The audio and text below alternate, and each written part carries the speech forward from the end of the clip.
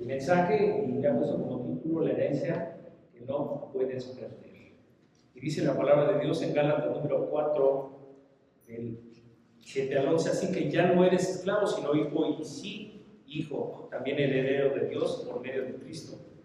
Ciertamente en otro tiempo, no conociendo a Dios, servíais a los que por naturaleza no son dioses.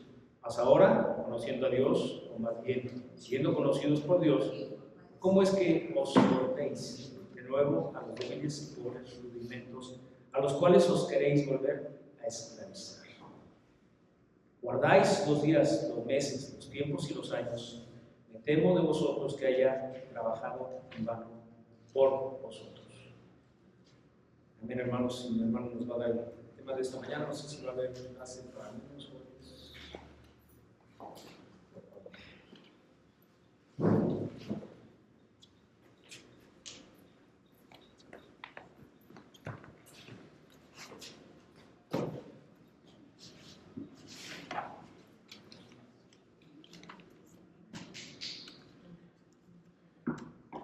Gracias a Dios, hermanos.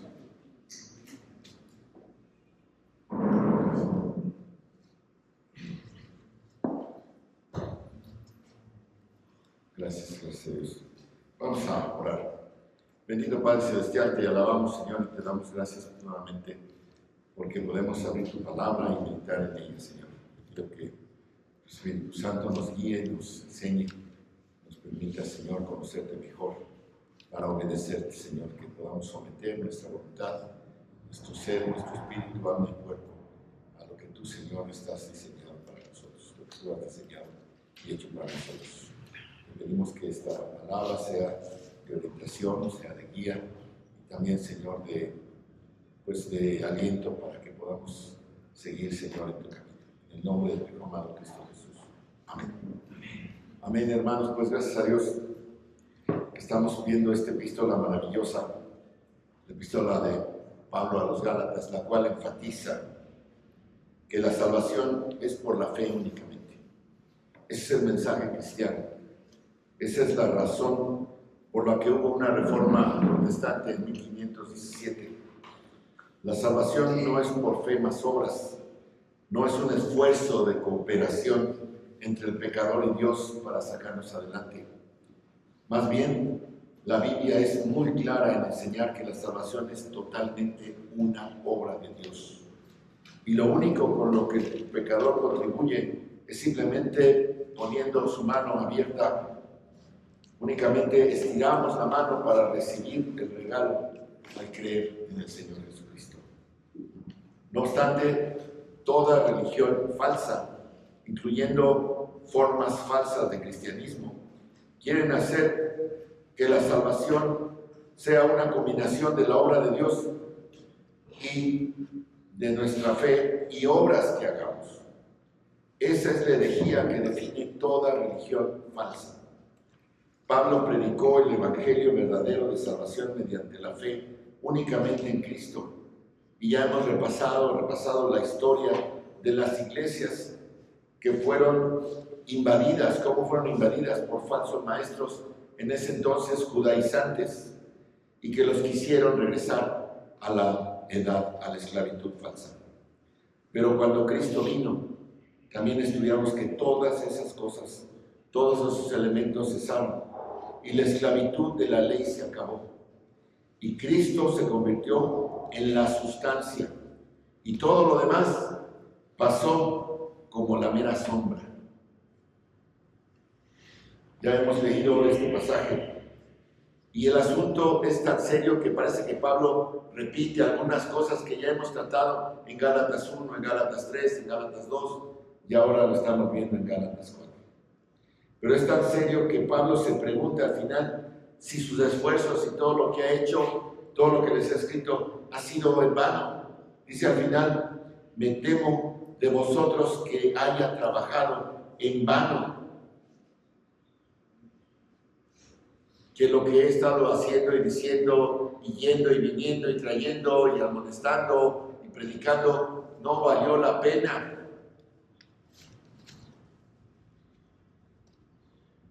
Los Gálatas habían oído el evangelio verdadero de la salvación por la fe. Lo creyeron, habían confiado en Cristo y se habían convertido en creyentes verdaderos. Pero en el capítulo 3 les dice, y habiendo comenzado por el Espíritu, o sea, habiendo sido verdaderos creyentes. Ahora acabamos de leer el versículo 8, dice, no conocíais a Dios. Versículo 9, mas ahora conociendo a Dios, o más bien siendo conocidos de Dios. Y él está afirmando la realidad de que estos hermanos desviados o fascinados, como les llamó en otra ocasión, hechizados, que es la misma palabra, ¿verdad? O dormidos.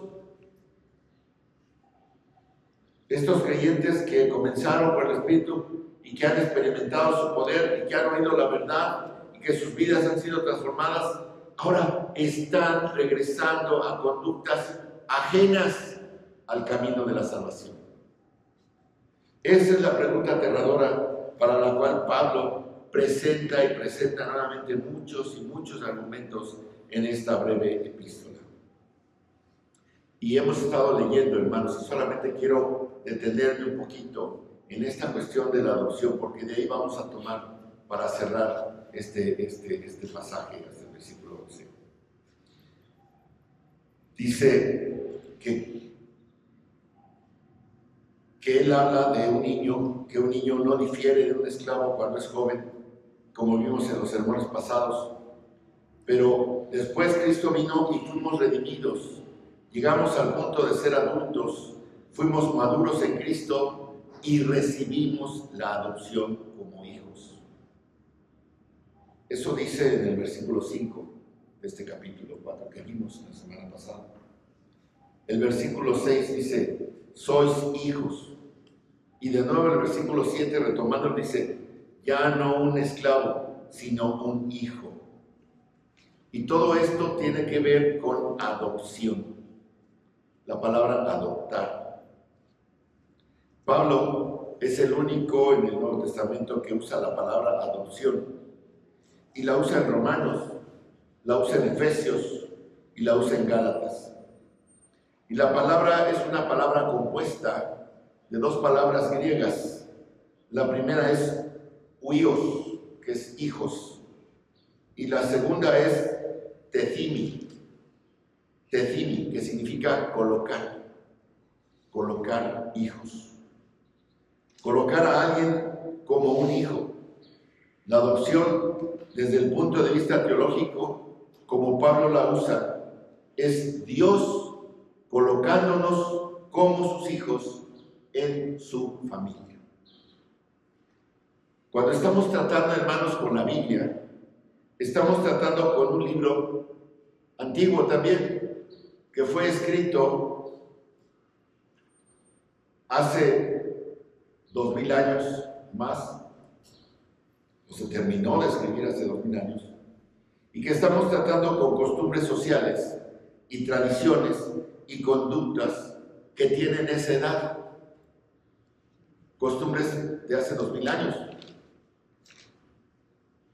Cuando hoy en día decimos adopción, estamos hablando de algo muy diferente de lo que estaba en la mente de los ciudadanos del mundo grecorromano de entonces, en tiempos del Nuevo Testamento.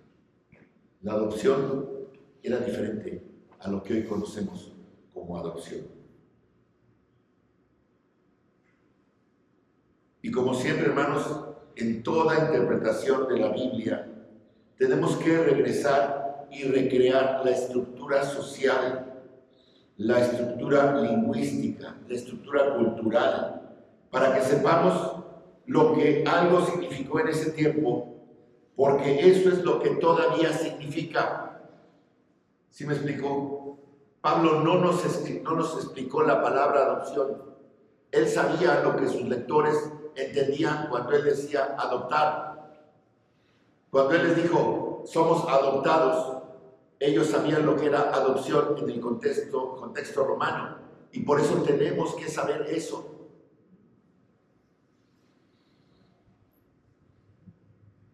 Pablo no la define, no dice nada de la palabra adopción, no da sus características, porque él sabía que ellos entendían esa palabra.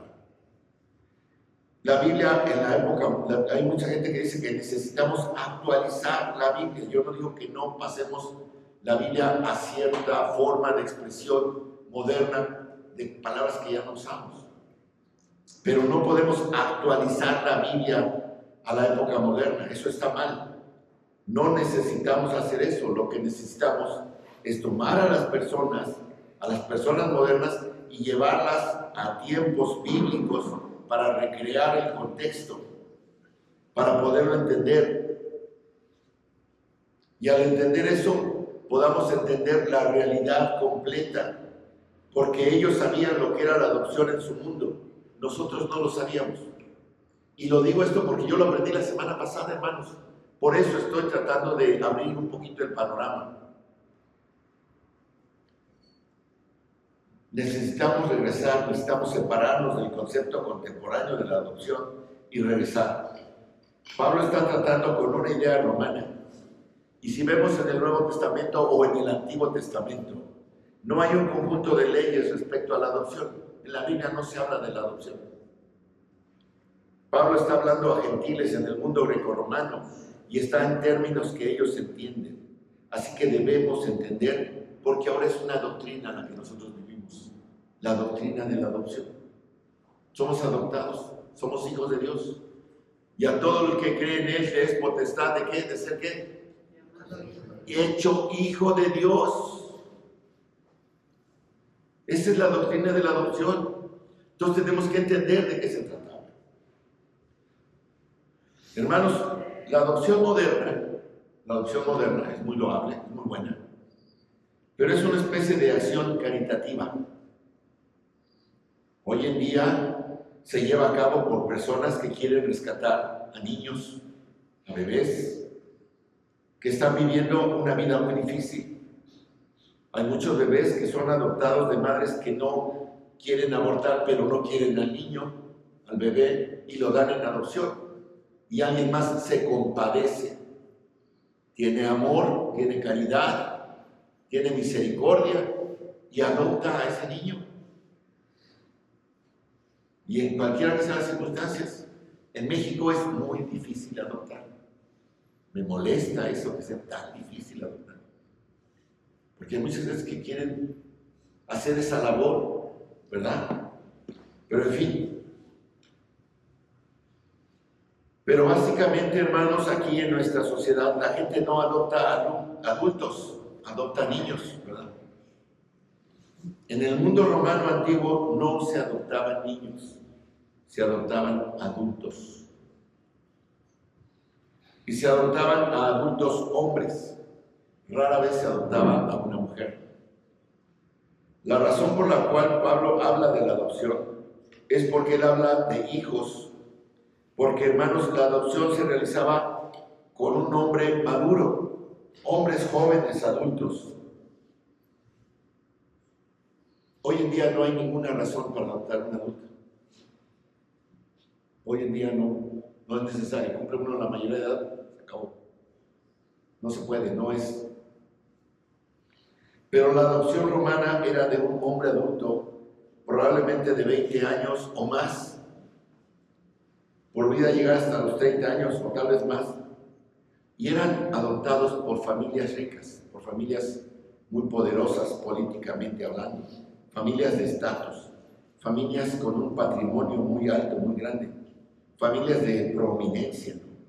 Los Slims, los Salinas, los Corcuera, los Valleres, esos eran los que podían adoptar.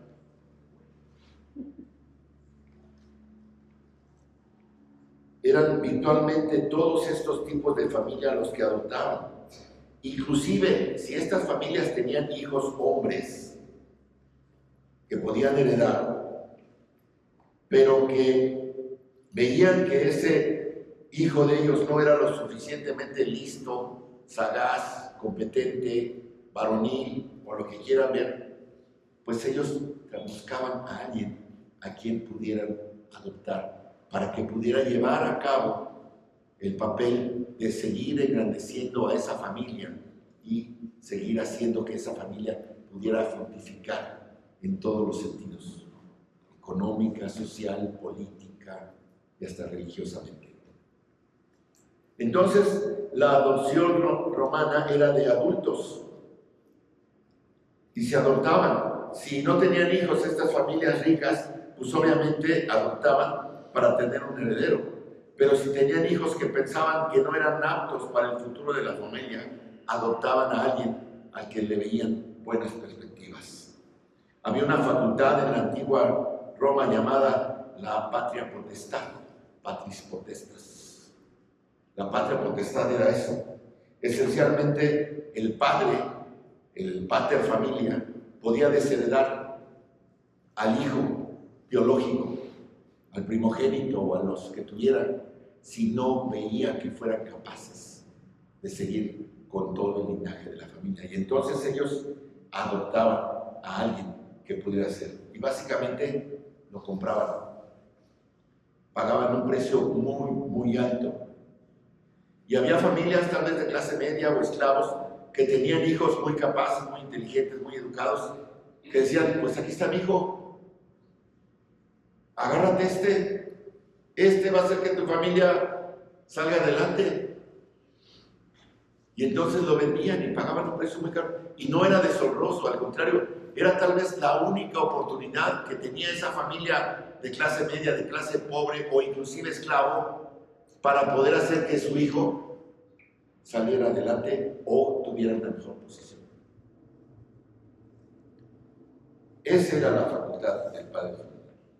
En tiempos de romanos, la cabeza de familia era tanto un administrador del patrimonio de la familia, era alguien que llevaba las cuentas, que cuidaba las finanzas, era un sacerdote que estaba a cargo de la religión y la fe de la familia. Entonces, cuando los ricos, estos pater familias, adoptaban a jóvenes, estaban buscando un heredero que ocupara esa función, algo muy, muy importante, que fuera el que cuidaba la fortuna de la familia y que cuidaba la reputación y el futuro de esa gran familia. Era un alto honor para las familias que no podían hacerlo, hacer que alguno de sus hijos fuera adoptado en ese sentido. En la adopción no era dejar de manera completa a tu familia, de tal manera que la familia en el futuro pudiera disfrutar algo del éxito del hijo que fue adoptado. El adoptado recibía todos los derechos, todos los privilegios de la familia, y de hecho era el heredero de todo lo que esa familia llevaba, poseía, y además tenía que adoptar el nombre del nuevo padre. La condición de un hijo escogido y dado a un padre y familia que no pertenecía de manera natural, declarándolo un hijo de manera formal y legal, por elección, concediéndolo derechos y herencia completas, era la adopción romana. Y saben que una vez que se tomaba la decisión, había 7 testigos y había una ceremonia, una especie de ceremonia como los matrimonios que se hacen, que por cierto las ceremonias de matrimonio vienen de esa época también, no son cristianas por llamarle así, pero había ceremonias muy particulares, muy especiales, muy públicas de adopción de un hijo. Y había 4 resultados de esa adopción. 1, tenías un padre nuevo. 2, tú eras el único heredero de su patrimonio. Esa era la razón de la adopción. Y si eras adoptado era para convertirte en el heredero primordial y no importa que los demás tuvieran más hijos, nadie te podía reemplazar. Eras declarado heredero. 3, todas las deudas, todas las responsabilidades previas que hubieras tenido antes de ser adoptado, porque a los 20 y 30 ya podías haber tenido obligaciones. Si debías algo en algún lugar, todo eso se acababa, se borraba. Tu vida pasada era terminada y completada. Si te ponían un nuevo nombre y ahora eras ya un patricio. Y 4, tenías que ser comprado por un precio muy, muy alto. para que tu familia estuviera satisfecha, la familia natural. Así que era importante que este hijo era deseado para esa familia rica. Entonces, estos resultados son muy importantes y significativos. Y una vez que éramos adoptados o que eran adoptados, era permanente. Se invertía muchísimo cuidado, se invertía muchísima investigación. Hermanos, el hijo adoptado tenía mucho más segura su herencia que el hijo normal, que el hijo biológico, que el hijo natural. Y este es un acontecimiento noble, tan noble, hermanos, que ustedes lo que no saben es que 9 Césares fueron adoptados. 9 Césares fueron adoptados porque el César vio que sus hijos nomás no iban a servir para Roma y buscaron a alguien. ¿Saben quién hizo eso? Julio César. Augusto, su hijo, se llamó César Augusto. Tomó el nombre del padre adoptivo y fue el que convocó el famoso censo para que Jesús naciera en Belén. Fue César Augusto el que usó la Pax Romana para que el evangelio pudiera transistar por todo el imperio romano. 9 de los Césares fueron adoptados. Julio César no pudo tener hijos y entonces adoptó a Augusto. Augusto tampoco tuvo hijos y entonces adoptó a Tiberio. Y así, hermanos, esto es un retrato muy rico, con mucha riqueza, de lo que los creyentes cristianos experimentamos al ser adoptados. Porque somos adoptados como hijos en la familia de Dios. Ese es el concepto de adopción que debemos guardar en nuestra mente. Por eso dicen, y si herederos, sí, somos herederos y coherederos con Cristo. Así podemos ver lo que Pablo quería que los Gálatas entendieran y nosotros también, sobre lo que sucede cuando Dios nos adopta. Eso es ser parte de la familia de Dios. Hermanos, ya estamos en otra familia. En términos comparativos, estábamos en una familia sin futuro, sin esperanza eterna. No podíamos llegar a alcanzar lo que debíamos alcanzar. Pero ahora estamos en una familia que lo posee todo. Somos escogidos. Muchas veces hay hijos indeseados, hay hijos que nacen, y pues no sé, muchas he oído decir que yo no sé para qué lo tuve. Estoy cansado de ti. ¿No? Pero ahora Dios nos escogió. Somos comprados y se nos da un nuevo nombre, una nueva familia. Y hermanos, nos convertimos en herederos de todo lo que el Padre posee. Todo lo que el Padre posee. Y además, eso nunca puede cambiar. Jamás nos van a desheredar. Jamás nos van a quitar el estatus. Porque somos hijos adoptados en ese concepto. Y podemos decir entonces, Abba Padre. Porque tenemos un Padre nuevo y estamos conectados de una manera tan íntima con Él, que le decimos papá, papi. Así de intensa es la nueva relación entre el Hijo adoptado y el Padre eterno. Y tenemos todos los derechos y privilegios, de tal manera que Jesús dice en Juan 1:12, aquellos que creyeron en Él, les dio potestad a ser llamados hijos de Dios. ¿Qué es potestad? Autoridad. así como esos Césares fueron adoptados. Así Dios nos dio esa potestad, esa autoridad para reinar y para regir y para proclamar. Es una posición de autoridad lo que el Señor nos da. En el reino milenario gobernaremos y reinaremos sobre el mundo con Cristo. Así está prometido.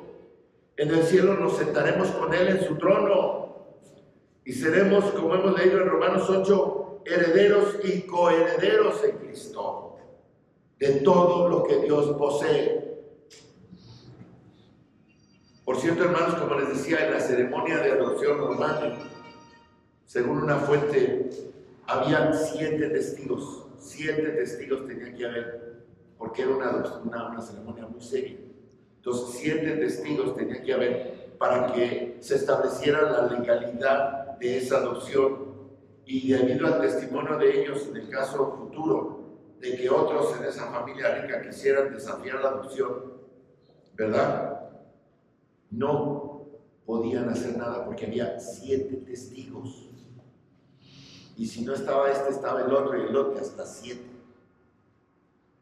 Me maravilla, hermanos, porque en nuestro texto, versículos 5 y 6, dice: a fin de que recibiésemos la adopción de hijos, y por cuanto sois hijos, Dios envió a vuestros corazones, ¿a quién? Que además es testigo de nuestra adopción. Y saben que hay 7 espíritus de Dios. Isaías 11:2 dice: cada uno de esos, búsquenlo. Son 7 testigos del Espíritu de Dios en sus 7 manifestaciones, en sus 7 formas, pero así habla la Biblia de 7 espíritus de Dios. Me maravilla porque son 7 también, que dan testimonio de que somos hechos hijos de Dios, adoptados, y Él mismo da testimonio y seguridad a nuestro corazón y a nuestra mente y a nuestro ser, de que somos hechos hijos de Dios.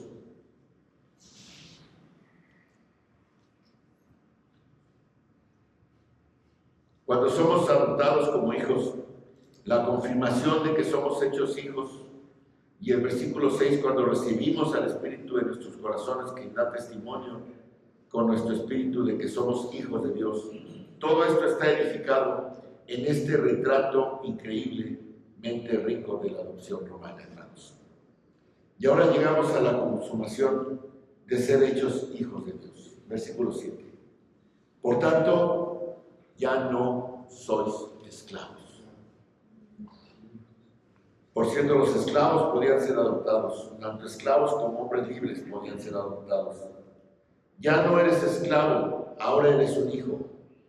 Y aquí viene: y si hijo, entonces también heredero mediante Dios.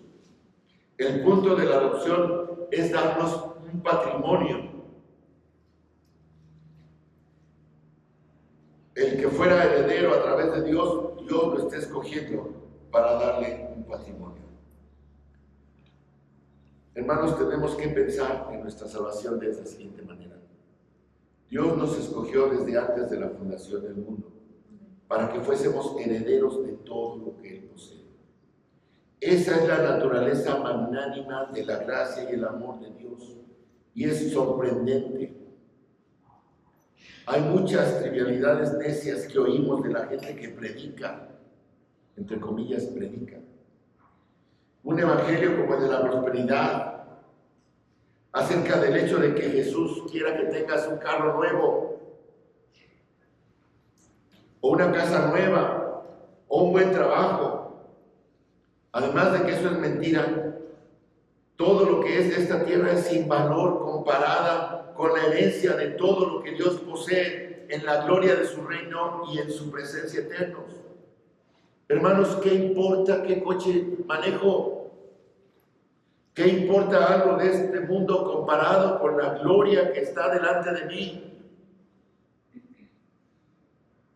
El punto de todo esto es que mediante la decisión y el poder de Dios nos hemos convertido en herederos de Dios. Dios Padre nos ha escogido, nos ha llevado a la madurez en Cristo, pagó nuestras deudas con la sangre de Cristo, nos hizo hijos y herederos y todo esto por amor y gracia.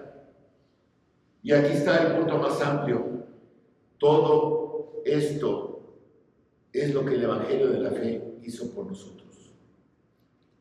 Esto es lo que Cristo nos da cuando creemos en Él. Tenemos esa herencia, somos hijos, hemos sido adoptados, tenemos todo lo que Dios puede darnos, tenemos todo. Vayan ustedes a Romanos 8, y solamente les voy a leer del 8 al 15, podríamos pasarnos el resto del sermón y sermones más en Romanos 8. Pero dice Romanos 8 del 15 al 17, pues no habéis recibido del Padre, pues no habéis recibido el espíritu de esclavitud para estar otra vez en temor, sino que habéis recibido el espíritu de adopción por el cual clamamos Abba, Padre. El Espíritu mismo da testimonio a nuestro espíritu de que somos hijos de Dios. Gálatas 4:6. Y si hijos también herederos, herederos de Dios y coherederos con Cristo, si es que padecemos juntamente con Él, para que juntamente con Él, seamos glorificados. Eso quiere decir que nuestra herencia es la misma herencia que Cristo recibe, lo cual es todo lo que Dios posee. ¿Entendemos esa dimensión, hermanos? ¿Entendemos esa dimensión tan hermosa? ¿Y qué hacemos? ¿Qué hacemos cuando andamos con una mano atrás y otra adelante? Ahí andamos y le pedimos a Dios un anticipo de esa herencia. Padre, mándame algo. Aunque sea un tabique de oro de esos de mis mansiones celestiales que tengo allá.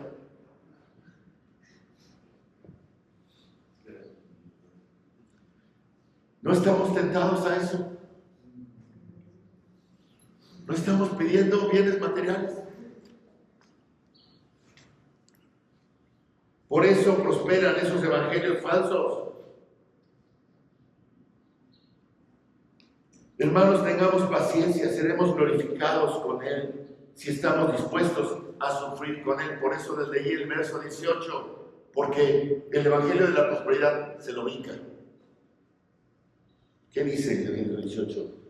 Pues si tengo por cierto que las aflicciones del tiempo presente no son comparables con la gloria venidera que en nosotros ha de manifestarse. Aquí vamos a sufrir, el coche va a fallar, se va a descomponer. Y a veces, ¿cómo voy a hacer para salir la quincena? Eso, no sé. Pero el Señor es bueno, el Señor es maravilloso. Fijemos la mira en donde debe de estar.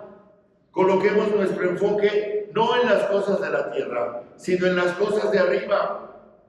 El sufrimiento en esta vida no es digno de ser comparado con la gloria que será revelada en nosotros, y esa es la gloria completa de todas las posesiones de Dios.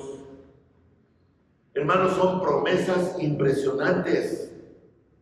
Y como les dije, podemos seguir leyendo el capítulo 8 de Romanos, porque de estos textos se deriva: ¿y quién me separará del amor de Dios?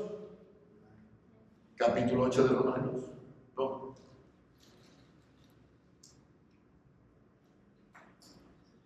Todo esto podemos seguirlo estudiando, pero es parte de la herencia gloriosa que tenemos. Pero esa es la razón por la que Él nos escogió. Él nos va a finalmente llevar a la culminación de ese amor. ¿Todavía no lo tenemos? Sí, todavía no lo tenemos. Y esa es la razón por la que Romanos 8 dice: gemimos esperando la redención completa de nuestro cuerpo. Gemimos en esperanza, pero sabemos que hay una herencia incontaminada, inmarcesible, incorruptible, reservada para nosotros en el cielo. Sabemos eso, y esa es la razón por la que Él nos hizo hijos, para darnos una herencia. Así que mantengamos esto en mente, hermanos. Es algo simple al final. La adopción es con el propósito de recibir la herencia. No tiene que ver con empatía o con compasión, así como la adopción actual. Eso Dios la tiene indudablemente. pero la adopción como hijos es en este contexto romano y por lo tanto en el lenguaje paulino es con el propósito de disfrutar del privilegio y del derecho de tener una herencia, todo lo que Dios posee y para siempre. Pablo nuevamente está luchando contra los judaizantes y su falsa doctrina que quiere que obedezcan la ley y las tradiciones y que tienen que practicar todo eso y de lo contrario no van a entrar en el reino. Y Pablo les dice, eso es absurdo. Versículo 8 del capítulo 4 de Gálatas. Ciertamente en otro tiempo, no conociendo a Dios, servíais a los que por naturaleza no son dioses. Mas ahora conociendo a Dios, versículo 9, o más bien siendo conocidos por Dios, ¿cómo es que os queréis, cómo es que os volvéis de nuevo a los débiles y pobres rudimentos, a los cuales os queréis volver a esclavizar? Guardad los días, los meses, los tiempos y los años. Me temo de vosotros que haya trabajado en vano. Es un shock para Pablo. Están regresando a su vida antigua. Hermanos, estamos regresando a nuestra vida antigua. ¿Tenemos dudas?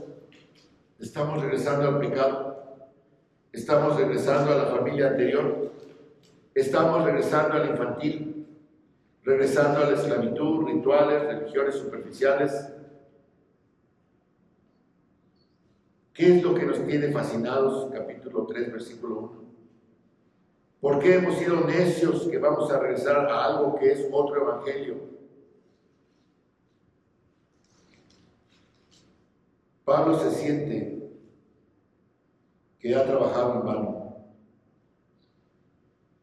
Hermanos, tenemos que ver y tenemos que examinar que en nosotros no está de acuerdo a la voluntad del Padre.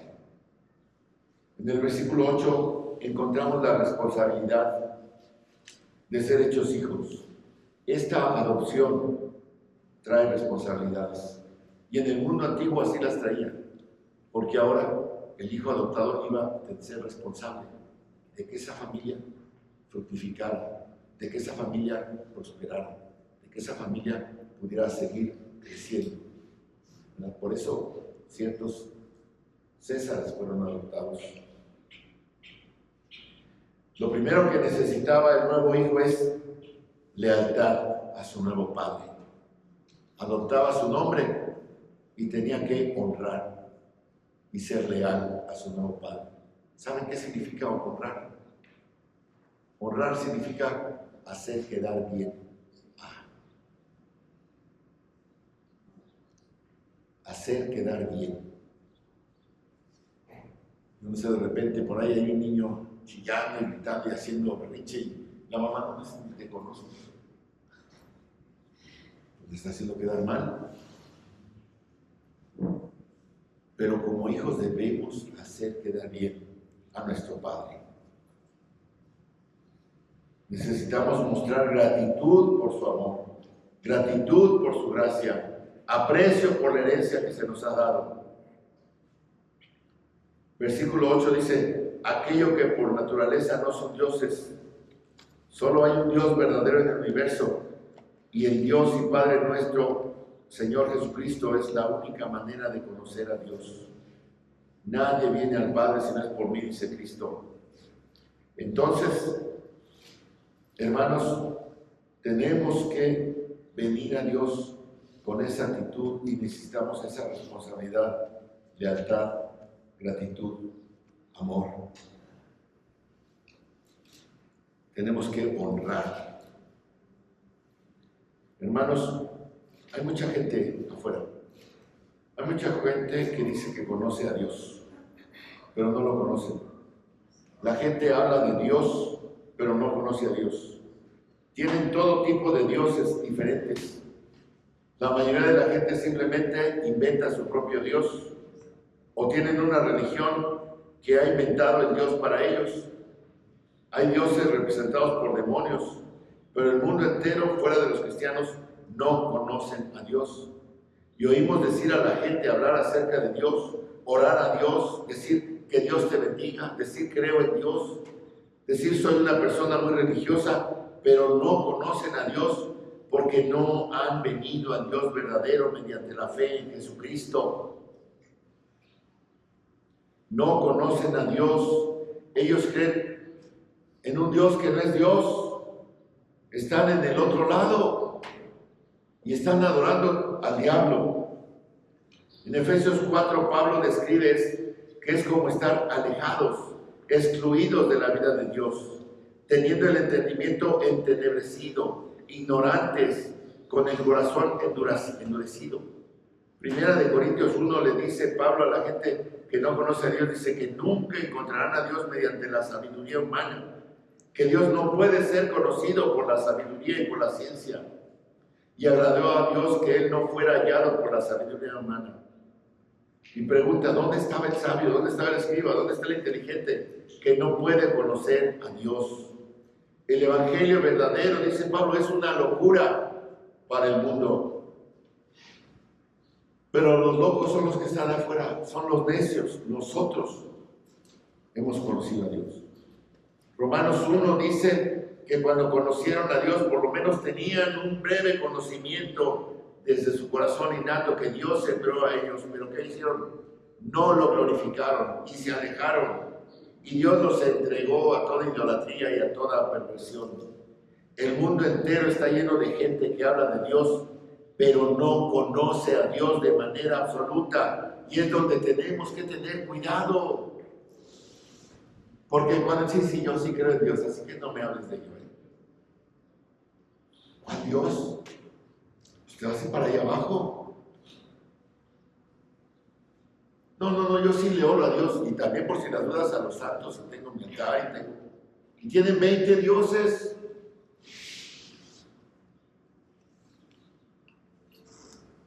Hermanos, están acabando el mundo que no está entregado a nuestro Dios y que no conoce a Dios por medio de Jesucristo. ¿Saben a quién están adorando? A Satanás. Él es el promotor de la religión falsa. El versículo 9 dice, pero habéis llegado a conocer a Dios. ¿Qué significa la palabra conocer? Conocer es un sentido muy profundo, muy íntimo. Y es tan íntimo que la Biblia la usa también la misma palabra para la relación sexual. Es tan íntimo que dice, Adán conoció a su mujer y tuvo un hijo. Y Caín conoció a su mujer y tuvo hijos. Y Abraham conoció a su mujer y así. O sea, esa palabra es tan íntima que cuando dice que Dios nos conoció y que nosotros lo conocemos, es porque puede haber esta relación de intimidad, de conocimiento, de cercanía. Pero el mundo no conoce a Dios porque no tiene esa relación. Nosotros sí, porque somos sus hijos. Somos adoptados. El Antiguo Testamento dice Dios acerca de Israel, en Amós 3, 2 dice, solo a Israel he conocido. ¿Qué quiere decir? Que no conocía a los otros pueblos, sí los conocía, sí conocía a los babilonios, a los amorreos, a todos los sabía, pero solamente con Israel tuvo una relación cercana, íntima, solamente con Israel. Nosotros tenemos esa relación que hemos llegado a conocer a Dios. Es una relación íntima de amor con Dios, de tal manera que podemos clamar a Dios y decirle, Abba Padre, igual que Jesucristo lo hacía al orar. Porque eres ahora conocido por Dios. Y es donde todo comienza. Nosotros lo podemos conocer a Él porque Él nos conoció primero. Nosotros lo amamos a Él, dice Juan, porque Él nos amó primero. Nosotros tenemos una relación porque Él vino a morir por nosotros en la cruz. Jesús le dice a Natanael en el Evangelio de Juan, dice, en los primeros capítulos, dice, te vi y te conocí cuando estabas parado. Ahí estaba Natanael distraído, pero Jesús lo vio. Le echó el ojo. Le echó el ojo. Dice, desde ahí te amé, te conocí. Quiero que seas mi discípulo. Así nos hizo Dios. Te vi te conocí, quiero que estés contigo, quiero que me conozcas. Hermanos, Primera de Tesalonicenses 1:9 dice que fuimos rescatados, que nos sacó de los ídolos, que conocimos a Dios. Juan 10, Jesús dice, mis ovejas oyen mi voz y yo las conozco. ¿Y qué? Y ellas me conocen. La misma palabra. Hay esa relación de intimidad. Hemos sido adoptados. Has llegado a conocer a Dios. Esa es la maravilla de la salvación.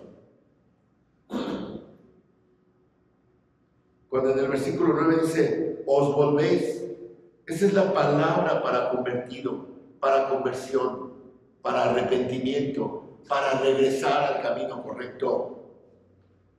¿Cómo es que ustedes están, diríamos ahora, metiendo la reversa? ¿Cómo es que otra vez están regresando a las cosas débiles y sin valor? Cualquier forma de religión en la que esté incluida esclavitud a cualquier ley, a cualquier rito o a algo elemental, débil y sin valor.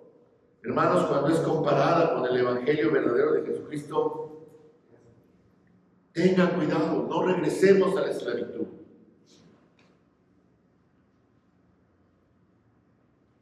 Hace unas semanas vimos en YouTube la reapertura de la Catedral de Notre Dame en París.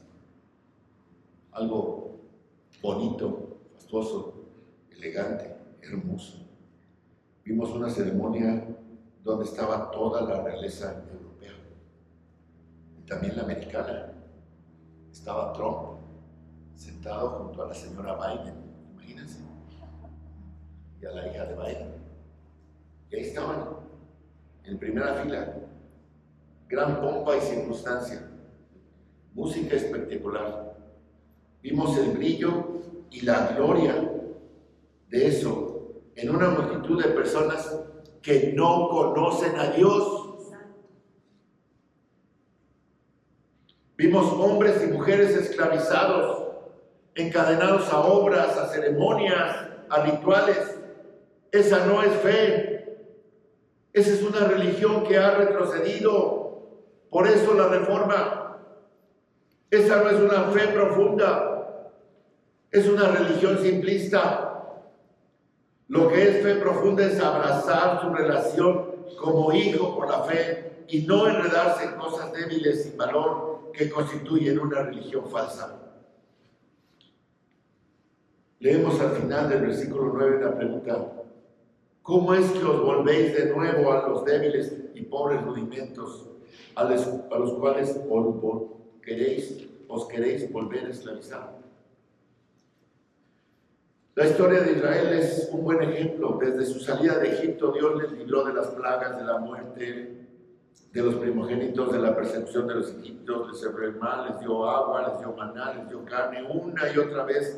No solo fueron testigos, sino recipientes, receptores de la gracia de Dios. Y en cada suceso vemos cómo uno o todos querían volver a Egipto. ¿Para qué nos sacaste si para morirnos de sed? ¿Para qué nos sacaste si ya teníamos ajos y cebollas?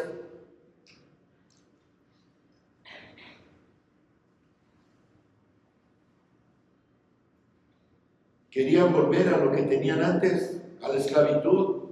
Habían visto milagro tras milagro tras milagro, incluyendo el mar rojo abierto, el agua, el alimento. Fueron seducidos, hermanos, para regresar a Egipto. Eso es lo que los judaizantes estaban tratando de decirle a los creyentes de los Gálatas que hicieran. Y identifiquemos qué es lo que nos está diciendo el mundo para querernos jalar a esa esclavitud de nuevo.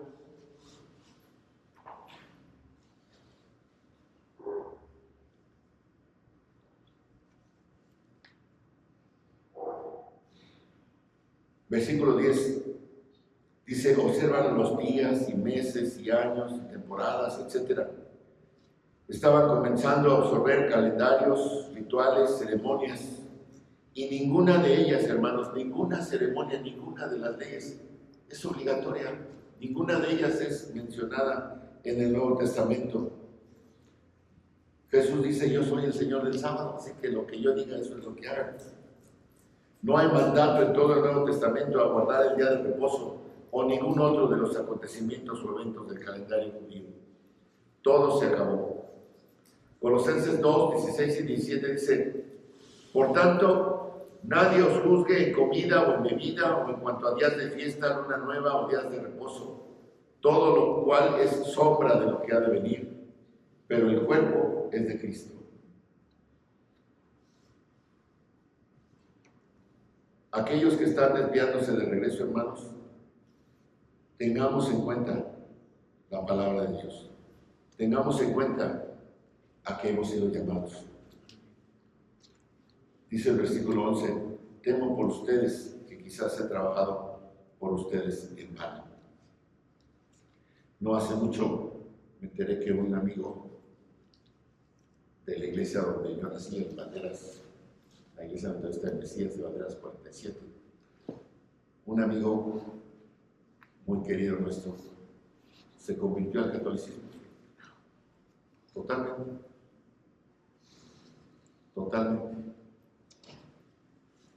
Y me hago la misma pregunta de Pablo: ¿quién lo fascinó? ¿Qué fue lo que le jaló a esos rudimentos? Después de toda la predicación y toda la enseñanza y todas las conversaciones, entiendo lo que Pablo quiso decir cuando dijo: temo por ustedes, que quizás he trabajado en vano, porque han regresado a las cosas de las cuales el Evangelio quiere salvarlos. Esa es la idea. Mucha gente regresa y yo digo: ¿realmente eran creyentes? ¿Realmente eran creyentes? La respuesta es no. Primera de Juan 2:19 dice: salieron de nosotros porque no eran de nosotros. Si hubieran sido de nosotros, habrían permanecido con nosotros. Salieron de nosotros para que se manifestase que nunca fueron de nosotros. Juan 8, Jesús dice: si continúas en mi palabra, entonces eres mi discípulo. La teología de ser un hijo, la teología de la adopción, realmente, hermanos, es el Evangelio. Antes de la salvación no conocíamos a Dios. Éramos parte de la familia del diablo. Él disfrazó la condición verdadera con religión y estábamos enredados en cosas sin valor, débiles, elementales. Quizás pudimos haber sido religiosos, pero no conocíamos a Dios. Esa era la condición de todos antes de la salvación. En la salvación, Dios, quien te escogió antes de la fundación del mundo, te predestinó para conformarte a la imagen de su Hijo. Se movió en tu vida por su amor y su gracia. Él te conoció primero. Él se unió contigo en amor y despertó tu corazón, y respondimos al unirnos con Él en fe. Y ahora, después de la salvación, solo nos queda esperar nuestra herencia. No la perdamos. No la perdamos. Este es el Evangelio. Es acerca de lo que Dios ha preparado para aquellos que le aman en el cielo. No es acerca de riquezas en esta tierra. De hecho, en esta tierra está llena de sufrimientos. Inclusive los apóstoles sabían eso. Pero así es el Evangelio. Y hermanos, la pregunta de hoy es: ¿quién quiere ser adoptado? ¿Quién de ustedes realmente quiere ser adoptado? ¿Quién quiere recibir esa herencia de todo lo que Dios posee?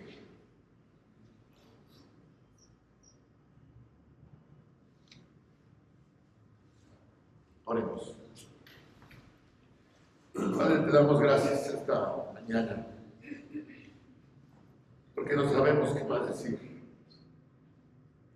cuando pensamos en todo lo que tú haces por nosotros. Señor, es realmente abrumador pensar en nuestra herencia, pero no queremos perderla, Señor. Te damos gracias porque tú nos amaste primero. Gracias porque nos escogiste. Gracias porque pagaste un precio tan alto, Señor. y no somos merecedores. Señor, no es por nuestros méritos, sino por tu gracia y por tu amor. Te damos gracias por la posibilidad de clamar a ti, Señor, y entrar hasta el trono mismo de tu gracia y decirte, Abba, Padre, con la confianza de que nos escuchas. Gracias, Señor, por la adopción bendita, porque ahora somos tus hijos. Te damos toda la gloria, toda la honra, Señor, que podemos hacer.